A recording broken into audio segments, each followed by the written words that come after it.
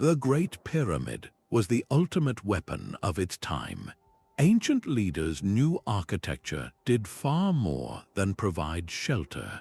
It shaped minds, united communities, and stared down rivals across centuries.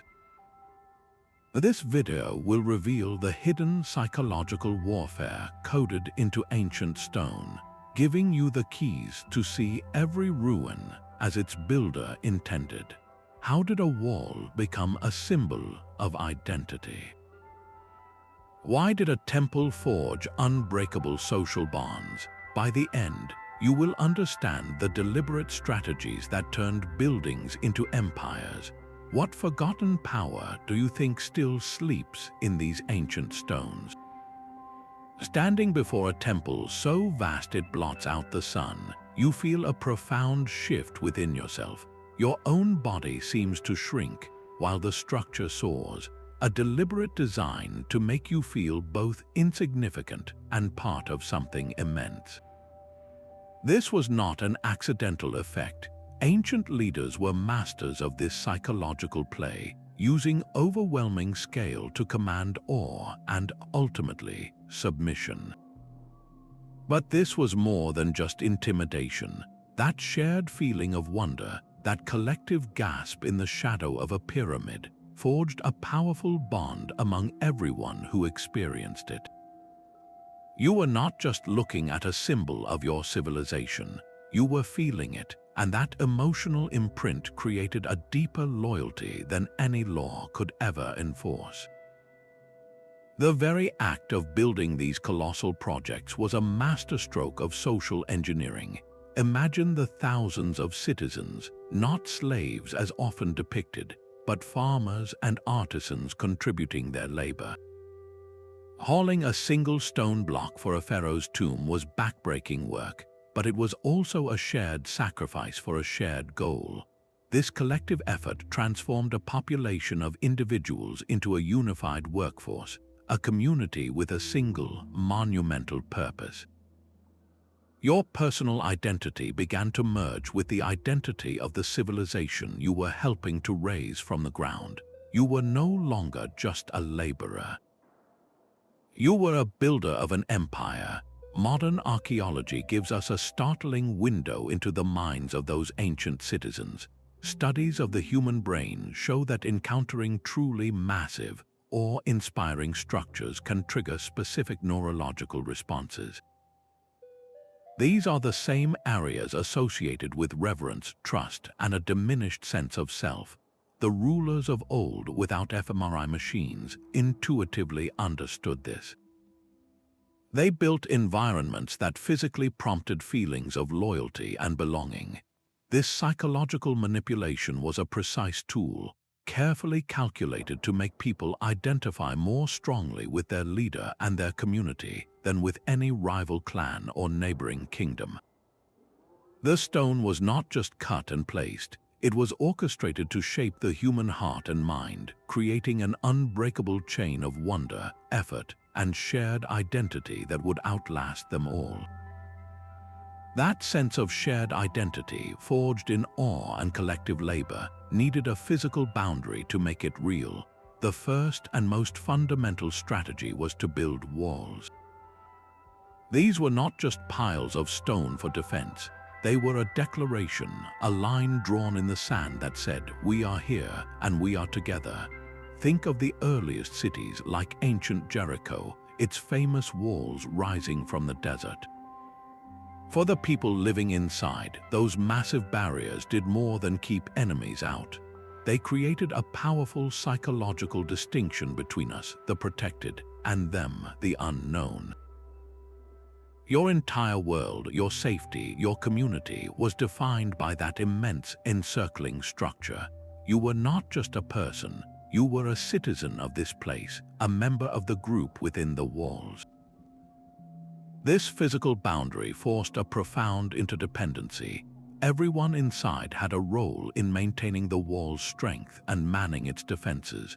Your neighbor's vigilance was your safety. Your own watchfulness protected their family. This daily cooperation, this shared responsibility for survival, wove a tight social fabric. It turned a collection of individuals into a single, cohesive unit with a common purpose. The wall itself became a symbol of that unity. Its sheer, imposing presence was a continuous warning to any rival, a silent testament to the collective resolve of everyone who lived behind it. An attack on the wall was not an attack on a king. It was an attack on every single person who called that city home. The identity was etched into the very gates. In Babylon, the Ishtar Gate was not merely an entrance. It was a breathtaking canvas of glazed blue bricks, adorned with lions and the mythical dragon snake of the city's chief god, Marduk. To pass through that gate was to be immersed in the story of Babylon itself. You were reminded of the divine power that watched over your community and the cultural symbols that defined you. These features were not just decoration. They were a constant reinforcement of what your society stood for, what it valued, and what it was prepared to defend together against any outside threat. The wall told the world who you were, and the gate told you why it mattered. But walls were only the first step in defining a community. A society truly coheres not just by what it keeps out, but by what it builds at its very center. The grand temple complexes of the ancient world were far more than houses for the gods. They were the bustling, vibrant hearts of daily life, weaving together the spiritual, the social, and the economic into a single, unbreakable cultural fabric. Picture the Acropolis in Athens, crowned by the Parthenon. A citizen would climb that sacred hill not only to offer a prayer to Athena, but to meet with friends, to hear the latest news, to witness a theatrical performance, or to participate in a civic debate. The temple was the ultimate multi-purpose arena. It was where you worshipped, where you traded goods in the marketplace at its feet, and where you celebrated the great festivals that united the entire city-state. This constant, overlapping activity meant your identity as an Athenian was reinforced with every visit. You were not just a believer, you were a participant in a shared way of life centered around that magnificent structure. Across the world in Cambodia, the vast complex of Angkor Wat functioned in a similar, breathtaking way. It was not a secluded monastery but a miniature city, a cosmic diagram in stone that represented the entire Hindu universe. Its immense moat and towering spires were a spiritual statement, but its sprawling courtyards and galleries hosted royal ceremonies, public gatherings, and a constant flow of people. The architecture itself forced a daily reminder of the social order and the divine power that sanctioned it. Every shared ritual, from a small offering to a grand procession, strengthened the cultural bonds between people. You were not just performing a religious duty, you were actively building your community's identity, one collective prayer, one shared song, one common celebration at a time. This fusion of life and faith gave a community a powerful psychological advantage over its rivals. The sheer grandeur of a temple complex communicated a clear, unspoken message. Such a magnificent structure, the people believed, could only exist with the direct favor of the gods. It was visible proof that their patron deity was more powerful, that their way of life was divinely approved. When conflict arose with a neighboring kingdom, this belief became a weapon. A citizen soldier marching to war did so with the image of his golden temple gleaming in the sun, a tangible promise that his cause was just, his people were chosen, and heaven itself was on his side. This moral and spiritual confidence, forged in the shadow of their sacred heart, could be as decisive as any bronze sword or stone wall. While a temple united the people, a palace commanded their obedience. The third strategy of ancient leaders was to project an image of unshakable authority and perfect order through their palaces and administrative centers. These were not merely royal homes, they were the physical embodiment of the state itself, designed to demonstrate governmental stability and organizational power to both citizens and rivals. Envision the sprawling complex of Persepolis in Persia, built on a massive artificial terrace visible for miles. To approach it was to undergo a lesson in hierarchy. A visitor would climb grand, ceremonial stairways, passing through a succession of gates and courtyards, each one more restricted than the last. This carefully choreographed journey communicated a clear message. The king's presence was at the apex of a perfectly structured world, and your access to him was a privilege granted by the system. The entire layout was a map of social order, telling every person, from foreign ambassador to lowly servant, exactly where they stood. This architectural order mirrored the functional machinery of government housed within its walls. These palaces were bustling administrative hubs filled with scribes, tax collectors, and judges. Here, the abstract concept of the state became tangible. A farmer paying his grain tax at a palace storeroom, or a merchant seeking justice in a royal court, was interacting directly with the power of the king. This efficient, centralized bureaucracy managed vast resources, built infrastructure, and maintained law. For the average citizen, this system, monumentalized in stone, provided a sense of security and predictable governance. You could see the evidence of a functioning society all around you, and that fostered a unique kind of pride. Your civilization was not chaotic. It was managed, advanced, and superior to the disorganized tribes beyond the borders. The sheer sophistication of these centers served as a powerful deterrent to any rival. A challenger looking at the immense, perfectly engineered structures of the Forbidden City in China, or the intricate reliefs and columned halls of Persepolis, was not just looking at beautiful art. They were looking at a resume. They were witnessing the terrifying organizational capacity required to plan, fund, and execute such a project. This demonstrated that the ruler could marshal vast resources, command specialized labor, and control a complex supply chain. To attack a civilization capable of such feats was to invite a devastating response. The palace stood as a silent, permanent declaration of logistical might, often making conquest seem impossible before the first arrow was ever fired. This architectural statement of order was, in its own way, as formidable as any army. That same organizational genius, capable of building palaces of perfect order, was then channeled into conquering the landscape itself. The fourth strategy was to weave technological superiority into the very fabric of daily life, using infrastructure as a constant, undeniable advertisement of a civilization's power.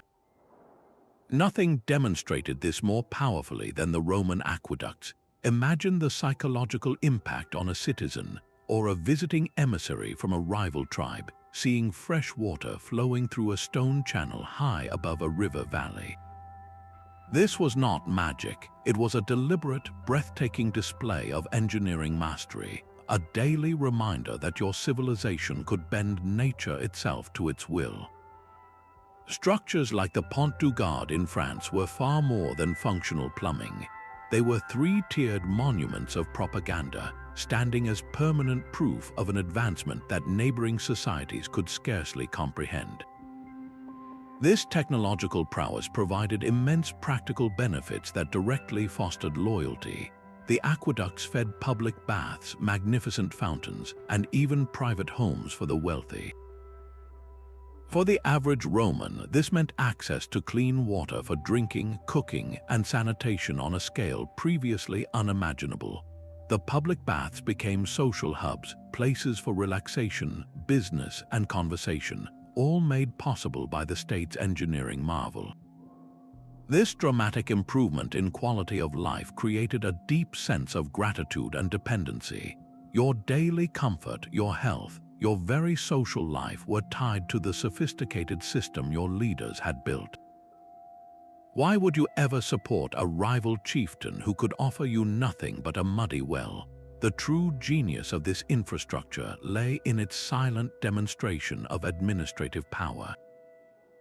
Maintaining a vast network of aqueducts with their precise gradients and constant need for repair required a level of organization that was itself a form of warfare. It demanded skilled surveyors, a permanent corps of maintenance workers, a reliable funding source from taxes, and a complex logistical chain to supply materials. A rival kingdom might muster a large army for a single season, but could it manage a multi-generational project that delivered water every single day without fail? This was the state's ultimate argument. The continuous, flawless operation of these systems proved a capacity for long-term planning and complex management that rivals simply could not replicate. This created a powerful, collective identity rooted in perceived advancement. A Roman citizen enjoying the water from a public fountain did not just see himself as a subject of an empire. He saw himself as part of a civilized, modern, and superior people. He looked at societies without aqueducts, without baths, without paved roads, and saw them as backward, as lesser. The infrastructure became a core part of his cultural pride. He was not just protected by walls or united by temples. He was served by engineering miracles that made his way of life objectively better, cleaner, and more sophisticated. This ingrained sense of technological supremacy was a psychological barrier as formidable as any wall, making the civilization itself seem unassailable and destined to lead. Yet even the most advanced plumbing could not quench a deeper human thirst. The fifth strategy targeted the soul of a community, using theaters and amphitheaters as engines of cultural cohesion. Picture a Greek hillside carved into a perfect semicircle, thousands of citizens seated together as a single audience. The architecture itself was a promise of inclusion, where even the person in the highest, cheapest seat could hear every whisper from the stage below. This was not passive entertainment. It was a collective ritual where the entire city-state gathered to watch tragedies and comedies that explored their deepest fears, their proudest histories, and their most complex moral dilemmas. When the chorus spoke of loyalty to the state or the dangers of hubris, those were not abstract lessons. They were the core values of Athenian identity, being reinforced in the most emotionally powerful way possible. Everyone in that theater experienced the same story, laughed at the same jokes, and felt the same catharsis. They left with a shared emotional memory, a new piece of common cultural ground that made them feel more connected to each other than to any outsider. The Romans took this concept and amplified it to an imperial scale. The Colosseum was not just a building, it was a machine for manufacturing shared experience on a breathtaking level. From senators to slaves, every social stratum was present, all focused on the spectacle in the arena. The gladiatorial games were more than brutal sport. They were a dramatic reenactment of Roman power, discipline, and control over the chaotic forces of nature and foreign lands. The crowd's collective roar of approval or disapproval was a powerful expression of the popular will, a moment where the masses felt their voice mattered. These events created a vast library of shared reference points and inside jokes that everyone understood. This common culture, forged in the amphitheater, built a social resilience that was obvious to any rival. A society that regularly gathered to celebrate its own stories and values was a society with high morale and profound unity. An enemy commander knew that an army of soldiers who shared the same cultural touchstones, who had all cheered for the same legendary gladiator or wept at the same play, would fight with a cohesion that a mercenary army could never match.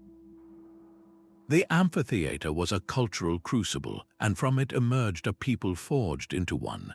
That collective roar in the amphitheater was a powerful but fleeting moment of unity. To make that feeling permanent, ancient leaders turned to a sixth and final strategy: building memories directly into the cityscape. Walk through the heart of ancient Rome, and your path would be framed by towering triumphal arches. These were not just decorative gateways, they were massive, permanent advertisements for military victory, each carved relief telling the story of a conquered enemy and a triumphant general. For the citizen passing beneath it daily, the arch was a constant reminder of their civilization's power and the price paid to secure it. It transformed a single general's success into a shared national achievement, a story every person could claim as their own inheritance. This was architecture as a public archive, ensuring that glory and the lessons of the past were never forgotten. The most detailed of these stone history books was the Column of Trajan. Wrapping around its entire height is a continuous spiral of carved scenes, a meticulous chronicle of the emperor's successful wars. It showed everything from the disciplined Roman army building forts and bridges to the chaotic battles against distant tribes. For a population that could not read, this column was their newsreel, their history text, and their propaganda poster, all fused into one breathtaking monument. It did more than record events. It standardized the official story, creating a single, authoritative narrative of Roman invincibility and imperial destiny that every citizen, regardless of class, could understand and internalize. This process of architectural commemoration transformed individual memory into an unbreakable collective consciousness. A young soldier who had never seen battle could look at a victory stele in Egypt, covered in hieroglyphs praising the pharaoh's might, and feel a direct connection to the warriors of generations past. He was not just defending his home, he was upholding a glorious tradition, a legacy of victory carved in stone for all time. These monuments ensured that foundational stories, the very myths a civilization was built upon, were passed down not as fading campfire tales, but as immutable facts etched into the urban environment. This gave a society a profound psychological advantage. A rival kingdom would see these permanent celebrations of past conquests and understand a chilling message. This people does not forget its victories. It learns from its struggles and it memorializes its capacity to overcome.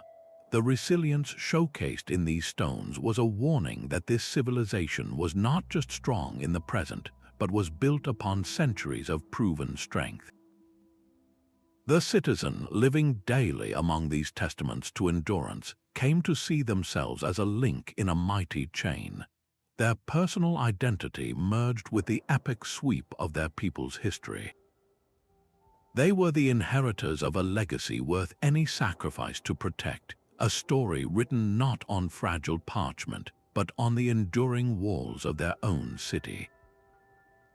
The architecture had successfully shaped not just their space, but their very sense of time and purpose. That legacy of order, carved into arches and columns, was only the final chapter of a story that began at street level. The seventh and most pervasive strategy was to weave discipline directly into the very dirt beneath your feet. Imagine walking through the ancient city of Mohenjo-Daro in the Indus Valley over 4,000 years ago. You would not find a tangled maze of alleys. Instead, your path was guided by wide, straight streets that intersected at perfect right angles, a rigid grid system that imposed a sense of calm and predictability on the bustling urban life. This was not an accident of design.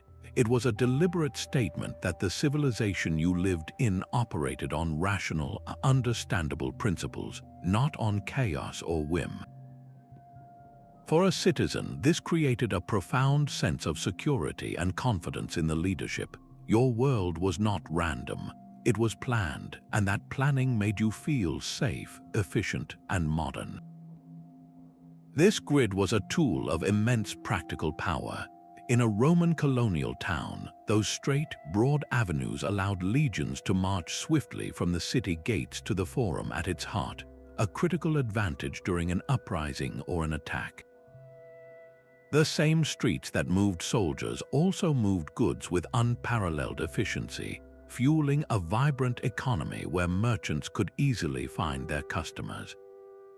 But the grid's genius was also social. With clear lines of sight down every street, it became remarkably easy for authorities to monitor public behavior. This architectural oversight encouraged citizens to police themselves, fostering a culture of discipline and conformity. The system created both security and a smooth, frictionless flow for daily life, making the society stronger and more resilient.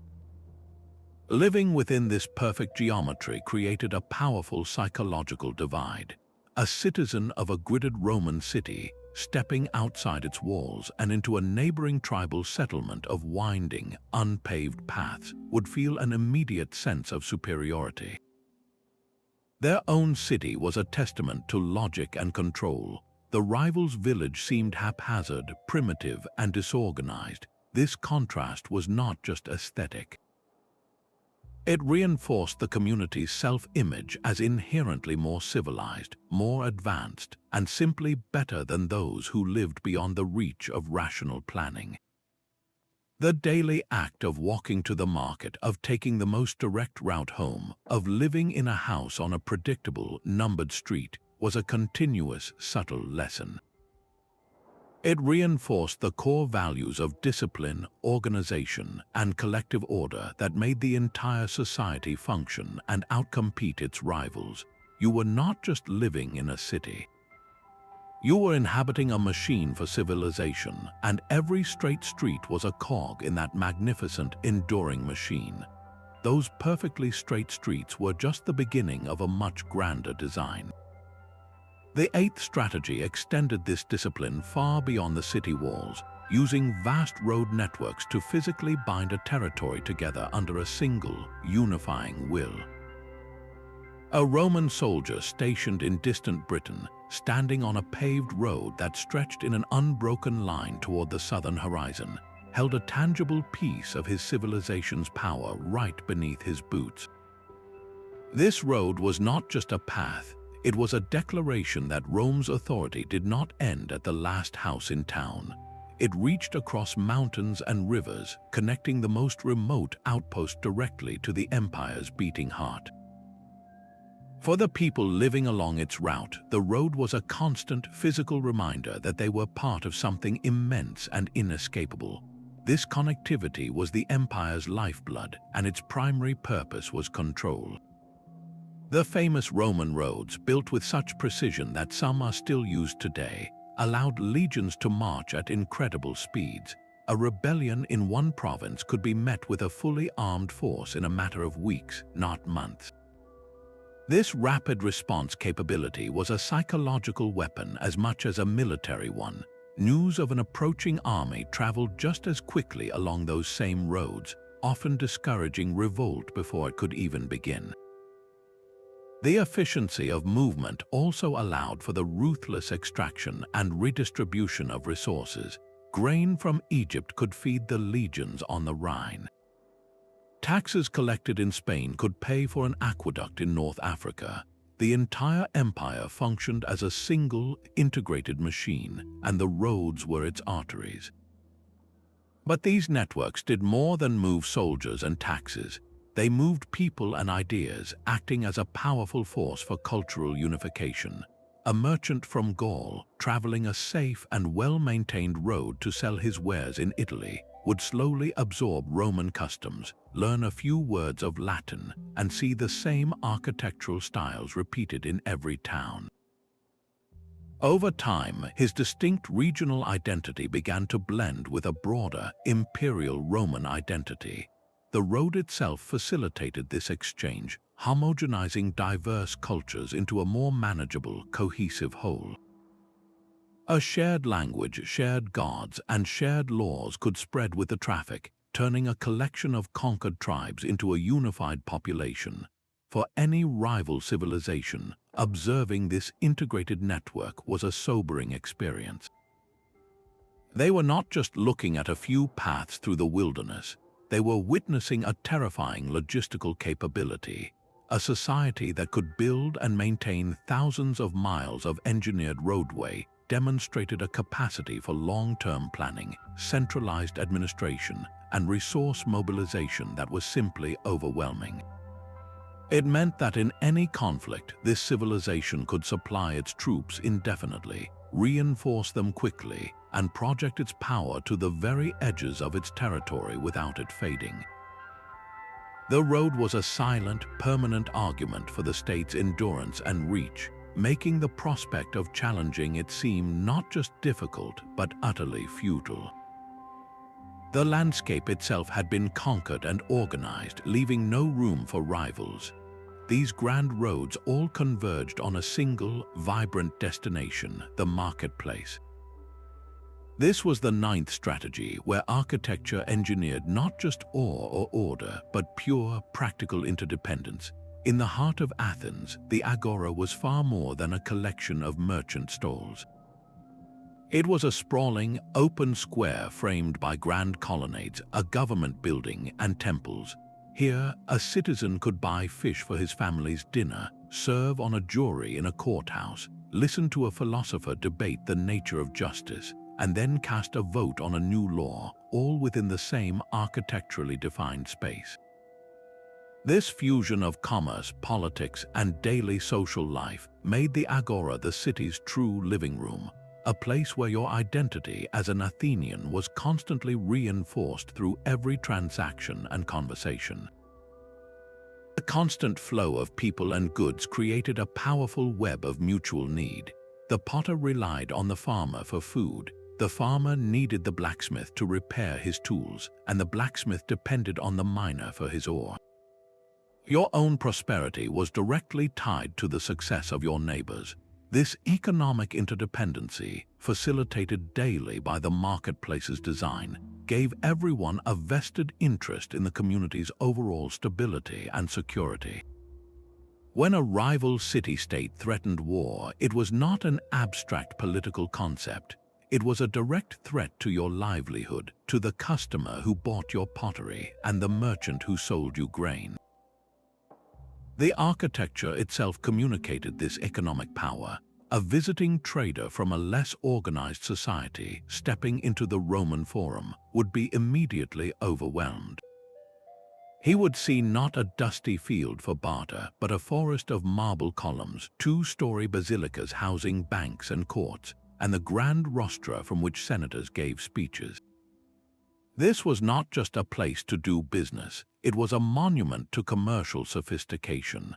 The message was unmistakable.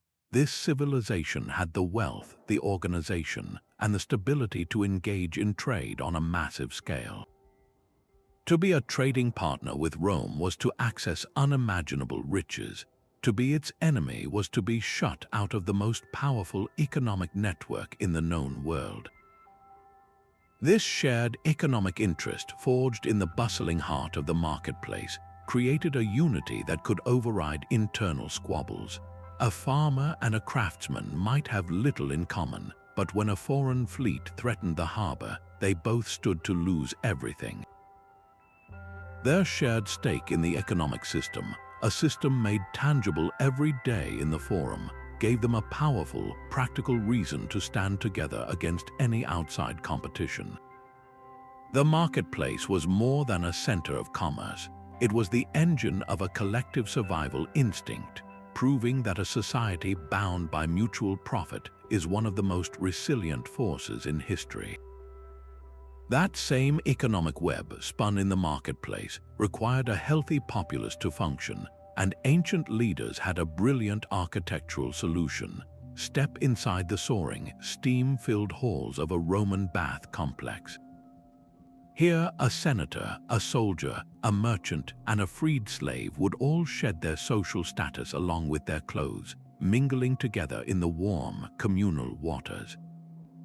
This was not an accident. It was a deliberate architectural leveling, a space designed to temporarily dissolve the rigid class structure for the greater good of social cohesion. The shared experience of cleansing the body became a powerful metaphor for the moral and civic purity of the civilization itself. you were not just washing off the grime of the day. You were participating in a ritual that reinforced a shared standard of what it meant to be civilized. The state's provision of these magnificent complexes, often at little or no cost to the citizen, was a masterstroke of public relations. Imagine the gratitude of a common laborer, able to access the same opulent marble halls, heated floors, and expertly engineered pools as the wealthiest aristocrat. This was a tangible demonstration that the government cared for the well-being of its people, fostering a deep-seated loyalty that went beyond mere obedience to law. The bath was a daily gift from the state, a constant reminder that your leaders were invested in your comfort and health. This created a powerful bond of mutual obligation, making citizens feel valued and, in turn, more willing to support the system that provided such wonders. The engineering behind these spaces was itself a form of silent propaganda. The hypocaust system, a network of raised floors and hollow walls through which hot air circulated, required a sophisticated understanding of thermodynamics and masonry. The intricate aqueducts and lead piping that supplied a constant flow of fresh and heated water were feats of logistical genius. For a visiting chieftain from a northern tribe where bathing was a rare and frigid ordeal in a river, the sheer technological marvel of a Roman bathhouse would be utterly bewildering. It showcased a command over nature and comfort that was simply incomprehensible, framing rival societies as primitive and backward. This daily ritual of communal bathing forged a common identity rooted in shared practice. Everyone knew the sequence of rooms from the cold frigidarium to the hot coldarium. They shared the same sensations, the same social conversations, the same expectation of cleanliness. This created a powerful cultural norm, an unspoken standard of civilized life that every citizen internalized. The man who bathed daily in a grand therme looked upon those who did not, those from cultures with different hygiene practices, and saw not just dirt, but a fundamental lack of order and refinement. The architecture of the bathhouse did more than clean bodies. It delineated the civilized from the barbarian, making the community's own superior identity as clear and refreshing as the water in its pools. Clean, orderly bodies in clean, orderly cities required one final element to feel truly civilized: a cultivated mind. That cultivation found its ultimate home in the library, a structure that preserved not just knowledge, but the very soul of a civilization. Walking into the Great Library of Alexandria was an experience designed to inspire reverence. This was not a simple storage room for scrolls. It was a temple for the human intellect, its grand colonnades and meticulously organized shelves creating a sacred space where the accumulated wisdom of the known world was gathered, protected, and studied. The architecture itself made a profound statement. To build such a permanent, magnificent home for fragile papyrus and parchment communicated a society's long-term perspective. It declared that this civilization valued not only the power of the sword or the plow, but the power of the idea. It was investing in the future, safeguarding the discoveries of the past to fuel the progress of generations yet unborn. This commitment to knowledge became a core part of a citizen's identity. You lived in a society that guarded the works of Homer, the geometry of Euclid, and the medical theories of Hippocrates. This made you feel connected to a grand, enlightened tradition. You saw your civilization as a guardian of human achievement, a beacon of reason in a world where many rival cultures still relied solely on oral histories and ephemeral folklore. The possession of written, archived knowledge created a powerful sense of intellectual superiority. This concentration of learning in an architecturally significant building did more than instill pride. It acted as a powerful magnet for the brightest minds across the globe. Scholars, scientists, and poets flocked to Alexandria, drawn by the unparalleled resources housed within its walls. This transformed the city into the world's premier center of learning, a hub of innovation and debate. The library generated immense soft power, a prestige that could disarm rivals more effectively than any army. A neighboring kingdom might boast of its military strength, but it could not compete with the intellectual gravity of a place that attracted genius. To have your own thinkers leave to study, there was a humbling admission of your own cultural inadequacy. The library stood as a permanent, silent argument for its civilization's sophistication, proving that its greatest wealth was not in its treasury, but in the collective knowledge it preserved and advanced. The knowledge preserved within a library's walls offered a map of the human world, but ancient leaders also sought a map of the heavens. High priests stood in precisely aligned stone circles, their gaze fixed on the horizon as they tracked the sun's slow dance. At places like Stonehenge on the Salisbury Plain, massive monoliths were arranged not by random chance, but according to a deep understanding of celestial movements. The rising sun on the summer solstice would pierce through a specific archway of stones, casting a blade of light across a central altar. This was not merely a calendar. It was a physical declaration that the rulers who commanded its construction held a unique conversation with the cosmos itself. By demonstrating this connection, they positioned themselves as the essential intermediaries between the people and the divine, the sole interpreters of a universal order written in the stars. This granted them an authority that seemed as natural and unchangeable as the turning of the seasons. The architectural precision required for this celestial observation was in itself a terrifying display of power. To build the Caracal Observatory at Chichen Itza, Mayan architects designed narrow, slitted windows perfectly aligned with the movements of Venus. They calculated complex sightlines across staggering distances, embedding advanced mathematics into the very stone. For a rival chieftain or a skeptical citizen, this was not just a mysterious temple. It was a rhizome carved in limestone, proving the civilization possessed mathematical and engineering knowledge so profound it could track the slow, majestic cycles of the planets. How could a neighboring tribe struggling to build a simple palisade possibly compete with a people who measured time in millennia and mapped the heavens? This demonstrated capability was a psychological weapon, making the leaders seem less like mortal men and more like partners to the gods. This cosmic knowledge translated into immense practical advantages that directly bound the community to its rulers. The ability to predict the solstices meant knowing exactly when to plant and when to harvest, securing the food supply for everyone. Predicting an eclipse was not just a mystical feat, it was a demonstration of control over the very light of the sun. For a society dependent on agriculture, this was life and death. When the priests correctly foretold these events, they proved their value in the most tangible way possible. The community's survival and prosperity became inextricably linked to the leadership's special access to celestial patterns. Your full stomach and your family's safety were living proof that your rulers were in harmony with the universe. This created a collective identity rooted in a profound and unshakable belief. A citizen of this culture did not see themselves as just one people among many. They saw their civilization as uniquely aligned with the fundamental order of existence. While their rivals lived in a world of chaos and superstition, reacting to nature's whims, their own world was predictable, managed, and blessed. They were the people who understood the language of the stars.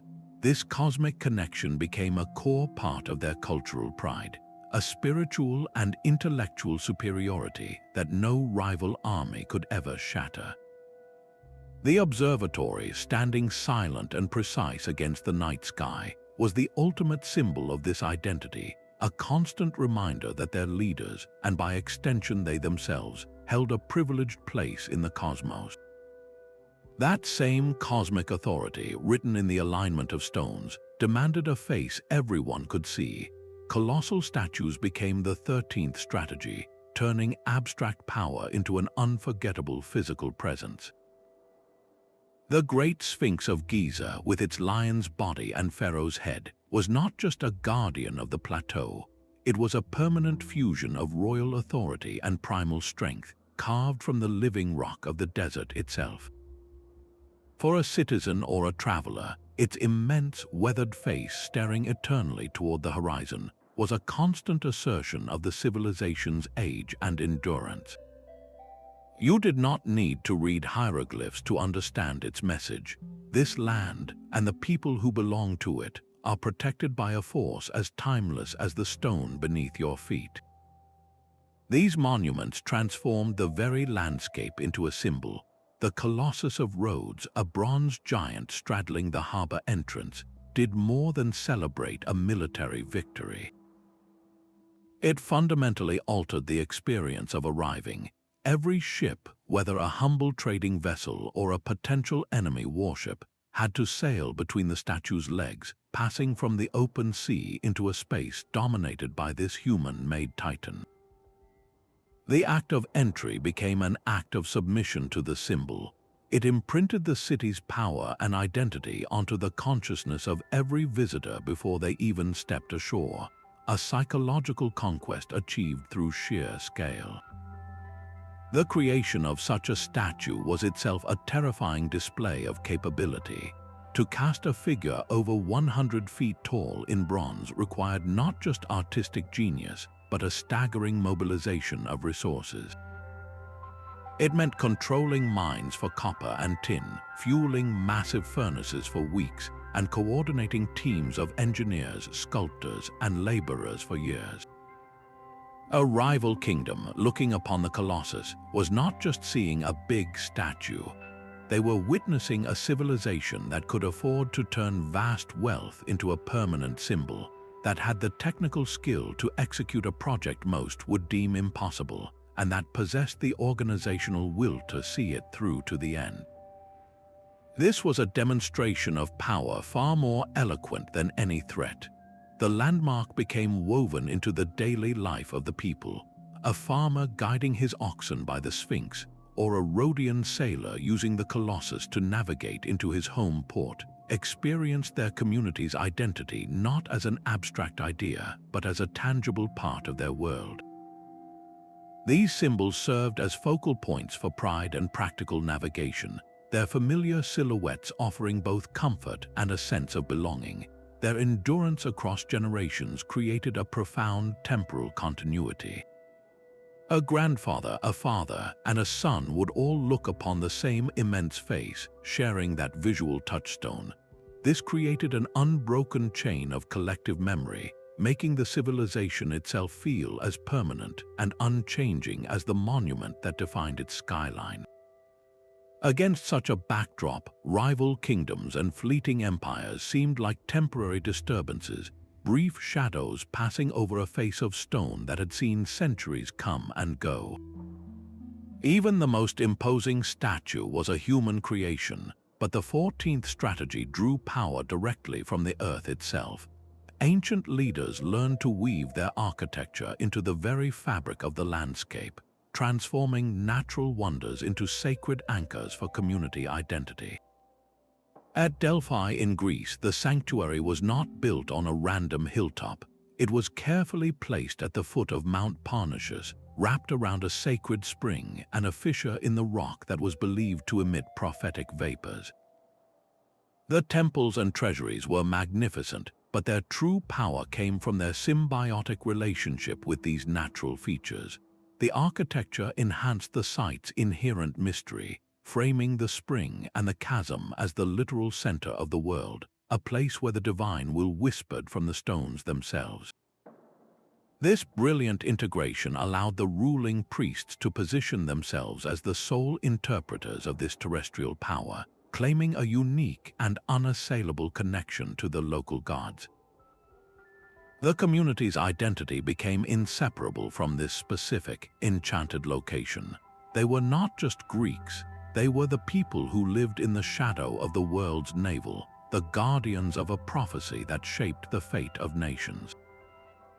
This gave them a profound sense of purpose and a geographic claim that felt divinely ordained. The strategic advantages were both spiritual and brutally practical. Look at Machu Picchu, perched impossibly high in the Andes. The Inca architects did not flatten the mountain. They followed its contours, using the existing rock outcrops as foundations for their walls and carving temples directly into the living granite. The result was a citadel that seemed to grow organically from the peak, a fusion of human genius and natural majesty. This provided formidable natural defenses, but it also reinforced a powerful narrative. How could any rival challenge a people whose city was so obviously favored by the mountain spirits themselves? The architecture made it appear that the gods had personally invited the Inca to build there, blessing their endeavor with an unconquerable fortress.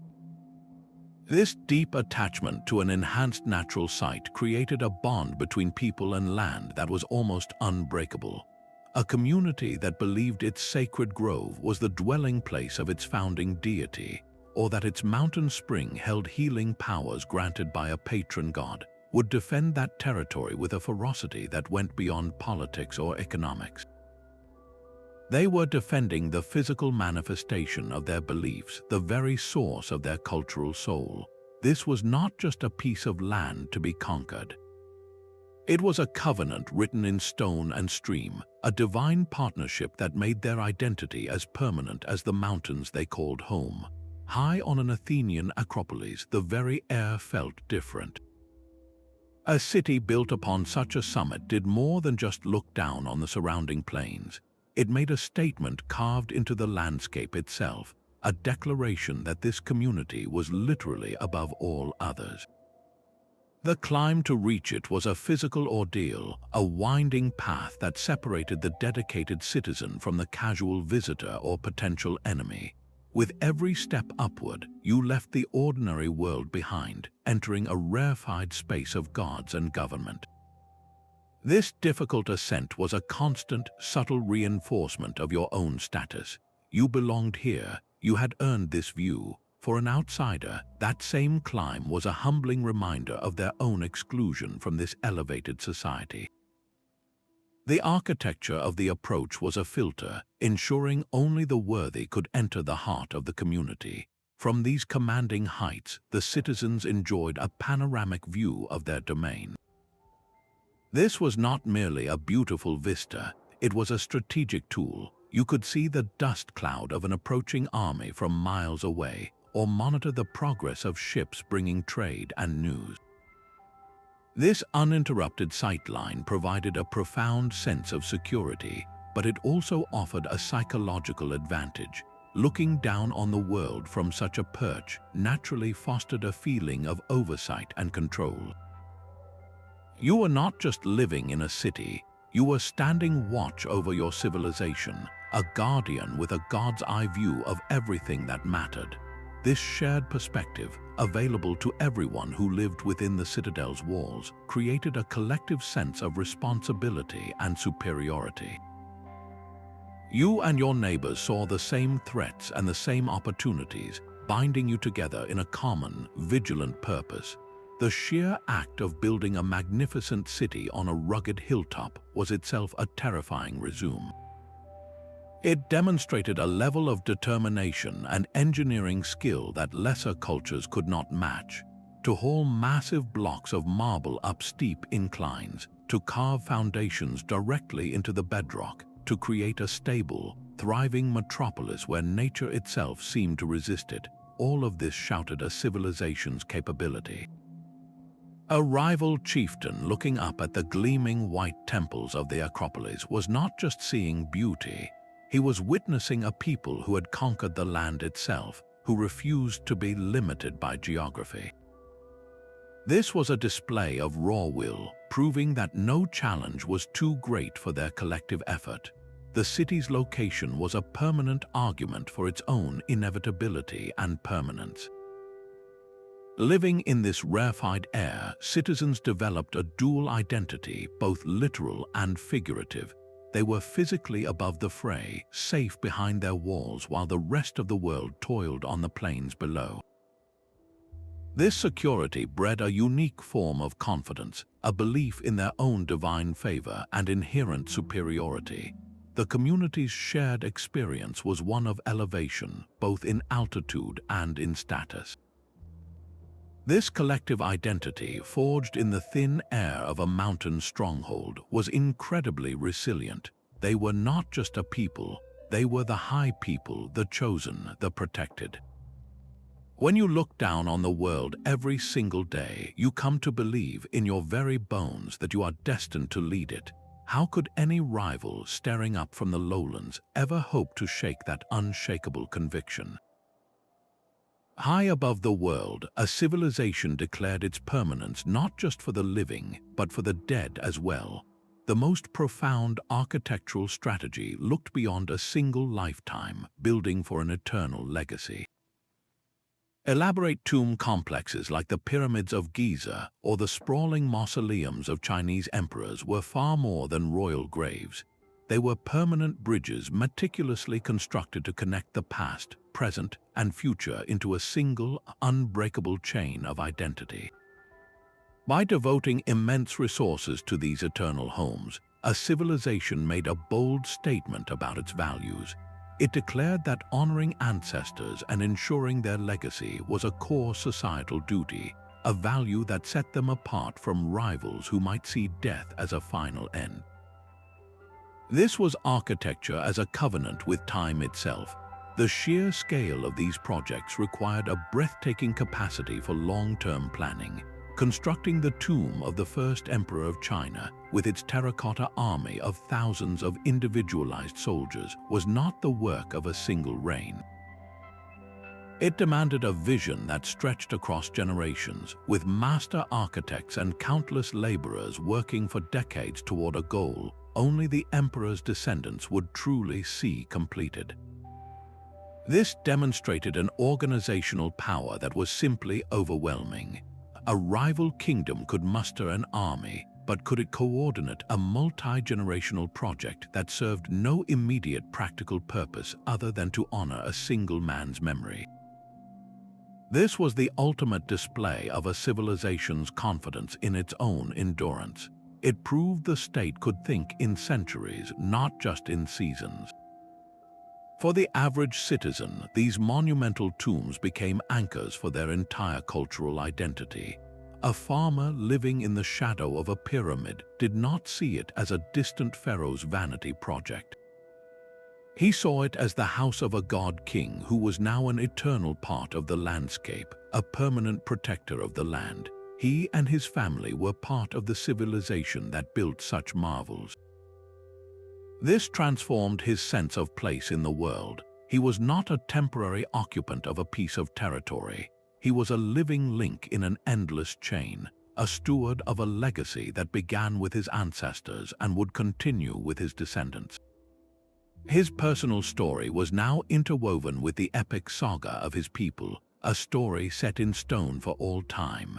This focus on eternal remembrance created a powerful distinction from competitors. A society that built colossal, indestructible tombs communicated a deep reverence for lineage and history. In contrast, a rival culture that practiced simple burials or exposed their dead to the elements presented a completely different worldview, one that might seem fleeting or less rooted to the land. This architectural difference was not just a matter of custom. It was a visible argument about which civilization was more committed to its own future, which one believed so strongly in its own destiny that it was already building its eternal home. The tomb was a silent, permanent challenge to every rival, a declaration that this people and their identity were built to outlast the ages. A king's word could be forgotten, but a law carved into a black stone pillar stood for centuries. In the heart of ancient Babylon, the Code of Hammurabi was not hidden away in a royal archive. It was erected in a public square, a towering diorite stele where any citizen, whether a wealthy merchant or a common farmer, could stand before it and read the rules that governed their lives. This was architecture as a permanent public record, transforming the abstract concept of justice into something you could see with your own eyes and touch with your own hands. The very act of inscribing laws directly onto a city's walls made governance tangible and unchangeable. A royal decree shouted in the marketplace might be distorted by rumor, but the words cut into stone remained fixed, a constant guarantee that the rules today would be the same as the rules tomorrow. This architectural practice created a powerful sense of transparency and consistency, fostering a deep and abiding trust in the stability of the state. You did not have to simply hope your ruler was fair. You could go and read the proof for yourself, etched immovably into the fabric of your city. This public display was a clear message of organizational sophistication, one that resonated far beyond the city's borders. Consider the Behistun inscription carved high on a cliff face along a major royal road in ancient Persia. It was impossible to miss. Travelers, diplomats, and potential rivals passing below would see this massive tableau, a declaration of the king's victories and the laws of the empire, written in 3 different languages. The message was unmistakable. This was a civilization so advanced, so confident in its own permanence, that it published its resume on a mountain. A rival chieftain, used to leading through personal charisma and oral tradition, would recognize the immense advantage of a society that codified its systems. To challenge an empire that wrote its laws in stone was to challenge an entity that saw itself as eternal. The true genius of these inscription walls lay in their power of daily, passive conditioning. A citizen walking through the forum or the main gate would be surrounded by these carved texts. The values of the civilization, its celebrated victories, and its legal precedents were not lessons to be studied in a school. They were part of the environment, absorbed through constant, casual exposure. Over time, a person internalized these messages. They began to think of fairness in terms of the punishments and reparations listed on Hammurabi stele. They defined their people's history by the triumphs detailed on the cliffside. These architectural surfaces became active participants in shaping a unified identity, silently reinforcing a specific value system against any competing ideologies from neighboring tribes or internal dissenters. The stone did not just record the law, it trained the minds of the people to believe in it. A stone lion carved into a cliff face was not just a guardian, it was an advertisement. Civilizations quickly learned that the most powerful architecture belonged not in isolation, but at the world's busiest intersections. They built their grandest monuments at geographical crossroads, where every traveler, merchant, and diplomat was a captive audience for a silent, stone-carved message of power. The Nabateans did not hide their city of Petra in the desert.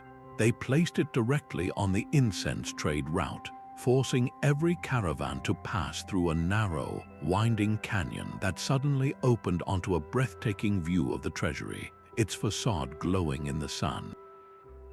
For a weary merchant from a distant land, this was not a mere city entrance. It was a calculated psychological event, an awe-inspiring welcome that immediately established who controlled this wealth and territory. The architecture was a declaration of dominance, seen by the very people who would carry tales of this civilization's grandeur back to their homelands and rivals. This strategic placement transformed trade wealth directly into architectural ambition. The taxes and tolls collected from the endless flow of goods provided a constant, overflowing treasury. A city like Palmyra, another oasis on the Silk Road, used this revenue to fund colonnaded streets, massive temples, and ornate tombs. Each new monument served to further impress the next wave of travelers, attracting even more commerce. This created a self-perpetuating cycle. The architecture brought wealth, and the wealth built more architecture, each project raising the civilization's prestige and economic power in an ever-ascending spiral. The community's identity became intrinsically linked to this gateway status. The citizens of Petra did not see themselves as living on the edge of the desert. They saw their city as the central hub of a vast commercial network, the crucial link between empires. This perception of being a vital, central node fostered an immense confidence when dealing with outsiders. A merchant from Rome or Parthia was not seen as a superior from a more advanced culture, but as a visitor to their stage, a guest who needed their permission and protection to proceed. This psychological shift was profound. The people living at the crossroads came to see all the world's traffic as proof of their own indispensability, a belief as solid and enduring as the rose-red cliffs they carved their homes into. A Roman soldier returning home from a long campaign would see a familiar sight in the Forum, an arch celebrating his general's victory, but if he looked closer, he might notice something unsettling. The marble reliefs depicting bound prisoners were carved from stone quarried in the very land he had just helped conquer. The polished columns supporting the monument were not local travertine, but green-veined cipollino from a Greek island now under Roman control. Even the statues of foreign gods perched atop the arch had been taken from their temples and repositioned as silent, captive witnesses to Roman power. This was not mere construction. It was architectural taxidermy, a deliberate display of spolia that turned the spoils of war into the very bones of the city.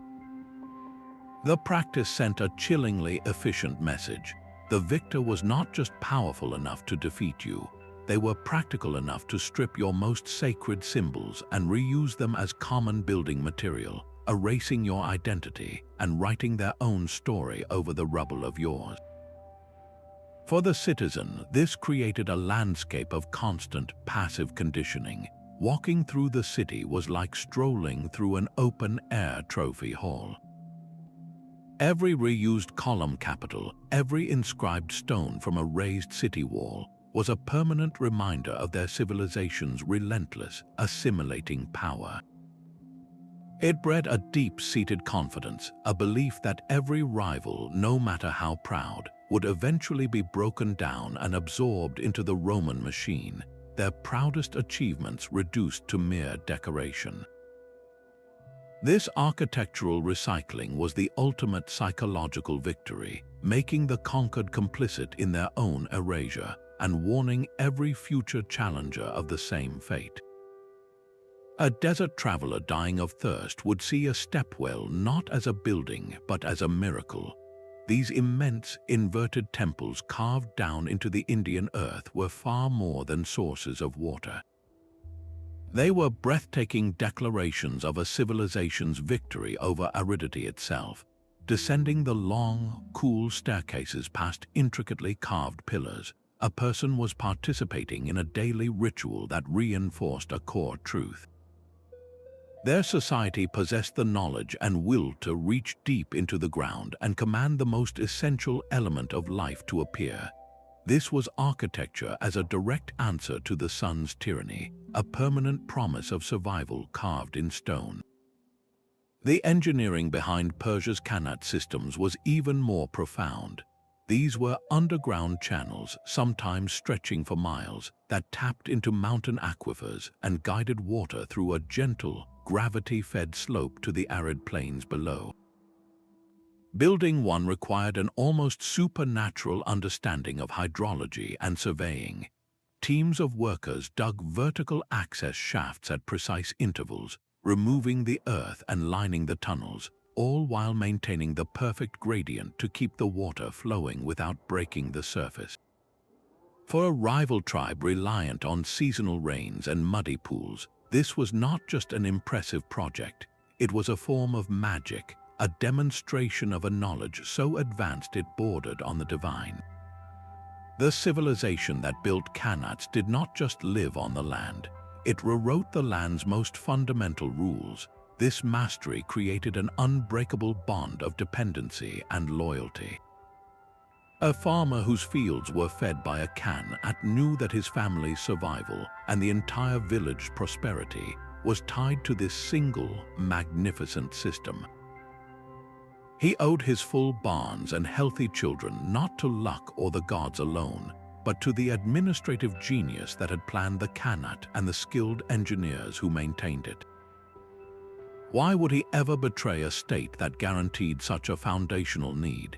His loyalty was as deep as the well itself, rooted in the practical, life-giving certainty that the architecture provided every single day. This daily reliance created a tangible divide in quality of life that everyone could feel. A citizen drawing clean, cool water from the depths of a stepwell looked upon societies that fought over scarce, contaminated sources with a sense of absolute superiority. His civilization had solved the ancient curse of thirst. His children were healthier, his crops more reliable, his future secure. The stepwell or Khanate was not just a utility. It was the very heart of communal pride, a constant, flowing reminder that their way of life was not just different, but objectively better, safer, and more advanced. This architectural proof of superiority was a psychological barrier no rival could easily cross, for how do you conquer a people who have already conquered the desert itself? But a sacred stepwell was a destination, while the path to get there was its own kind of architecture. The 21st strategy was to transform the very act of walking through a city into a sacred, identity-forging ritual. Think of the processional way in Babylon, a broad avenue paved with stone and flanked by towering walls of glazed blue brick. This was not a simple road for getting from one place to another. It was a carefully designed stage for the most important communal events, a ceremonial pathway that turned every citizen into an actor in a living drama. During the New Year's festival, the statue of the god Marduk would be carried along this route, and the entire population would line the way, their collective focus channeled along this single, magnificent corridor. Your individual journey dissolved into the shared motion of the procession, your footsteps merging with the rhythm of the entire community. You were not just moving. You were performing your faith and your civic duty in unison with everyone around you. The architecture itself choreographed this unity. The Ishtar Gate, the pathway's grand finale, was more than an entrance. It was a psychological threshold, a burst of color and mythic imagery that marked the transition from the profane world into the sacred heart of the city. Passing through that gate, surrounded by reliefs of lions and the dragon snake of Marduk, you were immersed in the symbols of your civilization. The sensory overload of the blue bricks, the towering scale, and the roaring crowds created an unforgettable emotional imprint. This was not an experience you could have alone. It was a collective memory being forged in real time, tying your personal identity to the grandeur of the state and the favor of the gods. This ritual geography, the deliberate connection of temple, gate, and pathway, wove the community's most important sites into a single, meaningful landscape. In ancient Egypt, the avenue of sphinxes leading to the temple of Karnak served the same profound purpose.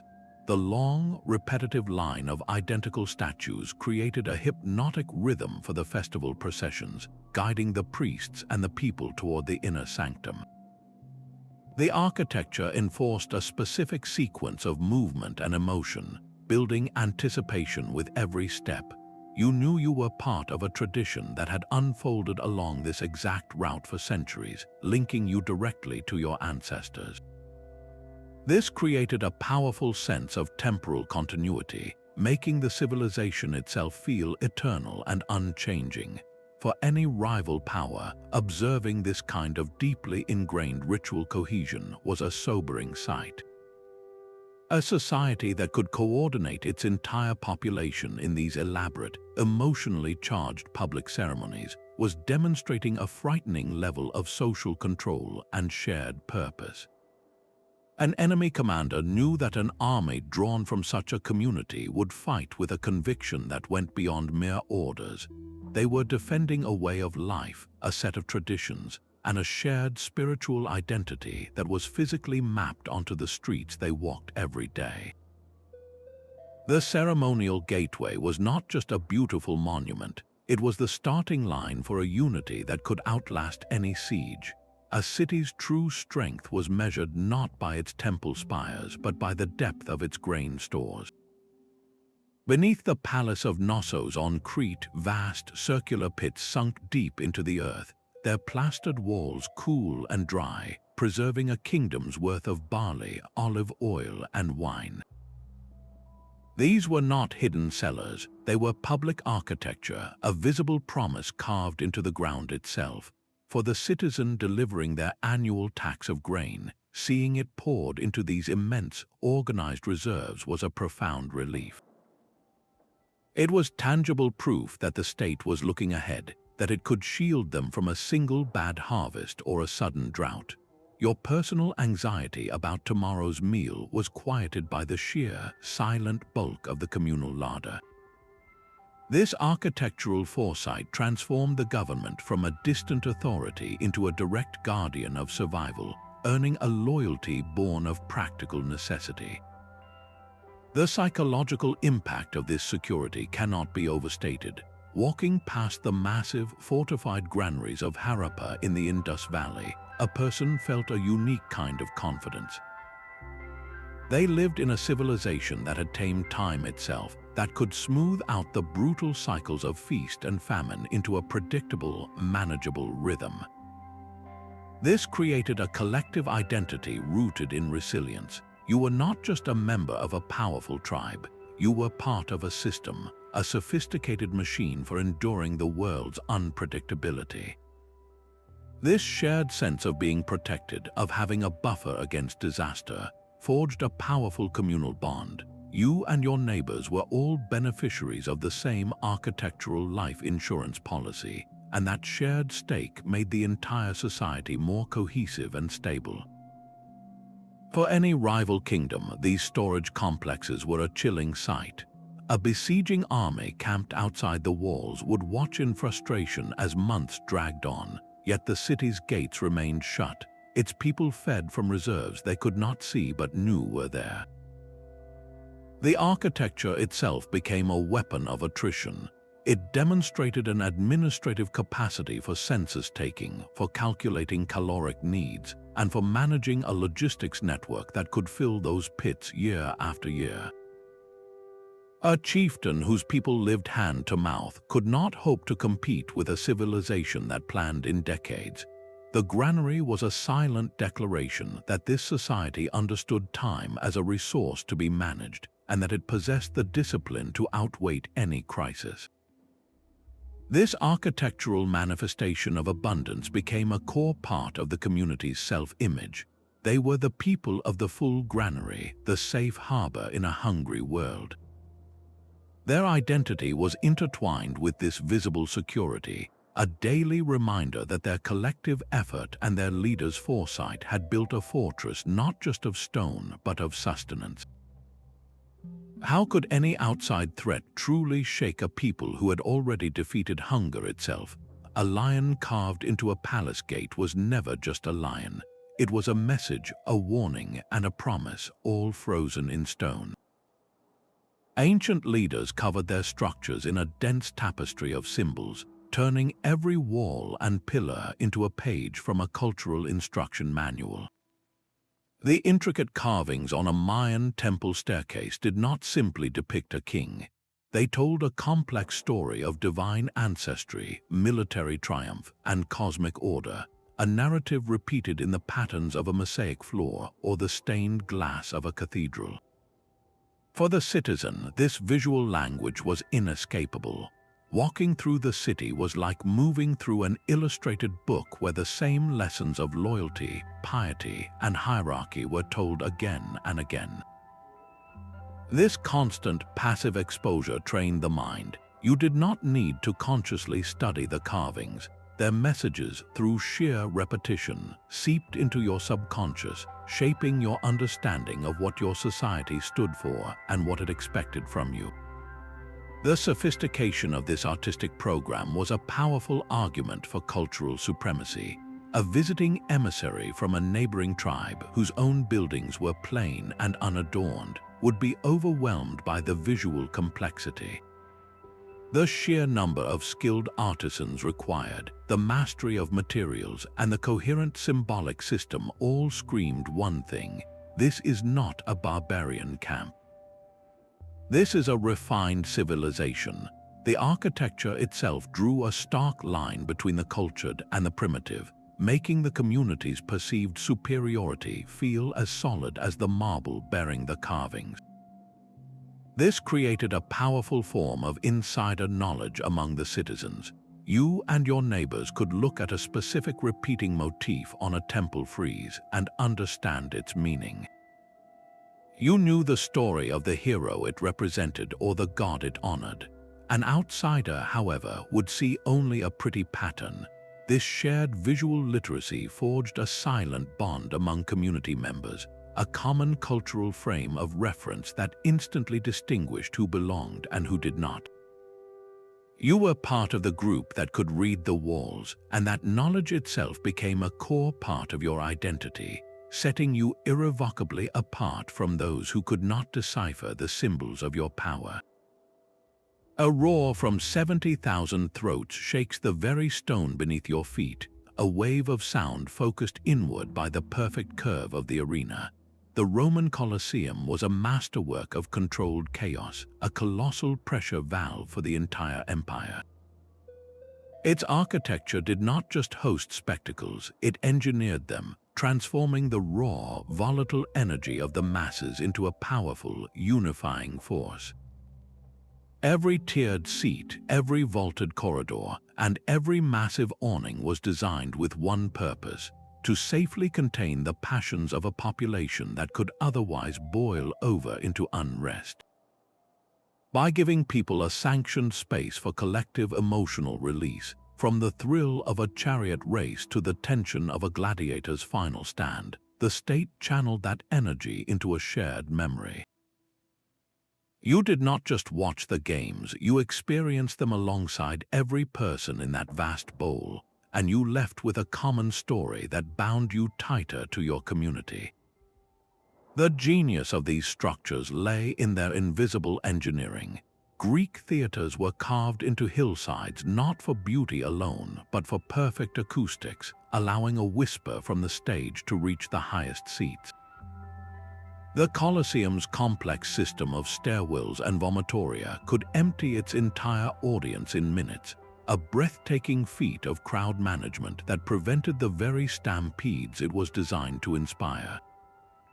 This demonstrated an understanding of human movement and mass psychology that rival kingdoms found incomprehensible. A society that could design such a precise machine for gathering proved it could manage far more than a game's day. It could manage an empire. The cohesion built in these spaces was a tangible advantage.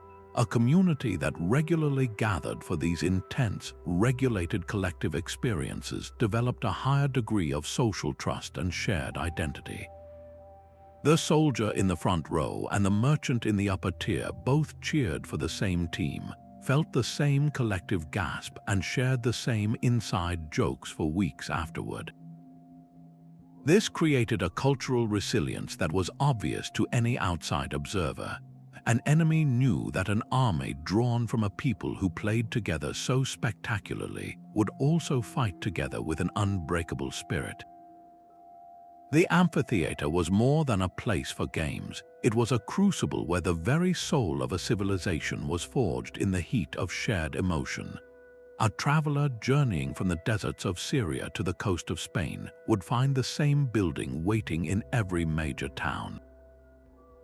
The Roman basilica, with its grand central nave, flanking aisles, and raised apse for a magistrate, was an architectural template repeated across thousands of miles.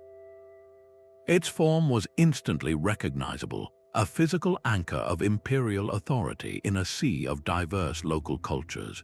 Whether you were settling a legal dispute in Londinium or paying a tax in Carthage, you entered the same kind of hall and faced the same system of justice.